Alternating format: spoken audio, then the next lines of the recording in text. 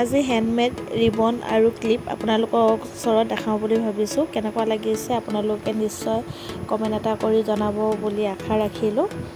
এইবিলাক ঘৰতে তৈয়াৰ কৰা ক্লিপ হয় আৰু এইবিলাক হৈছে ৰিবন। ৰিবনবিলাক বিভিন্ন ধৰণৰ কাপোৰ আৰু ঊলেৰে তৈয়াৰ কৰা হৈছে।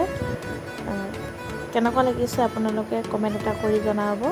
গোটেইখিনি হেণ্ডমেড হয়, ঘৰতে তৈয়াৰ কৰা। আপোনালোকে কমেণ্ট বা লাইক এটা দিলে মানে মই আগুৱাই যাবলৈ অকণমান উৎসাহ পাওঁ। সেইটো কাৰণে আপোনালোকে কমেণ্ট এটা কৰিব বুলি আশা ৰাখিলোঁ। কেনেকুৱা হৈছে জনাবলৈ নাপাহৰিব।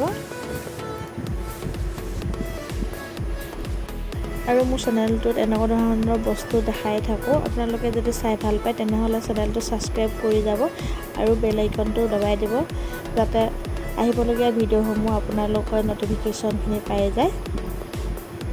Thank you. আৰু লাষ্টত ফটোকেইটা দেখাই দিয়া হৈছে। ফটোখিনি চাই কেনেকুৱা লাগিছে ক'ব। আজিলৈ আহিছোঁ, বাই, থেংক ইউ।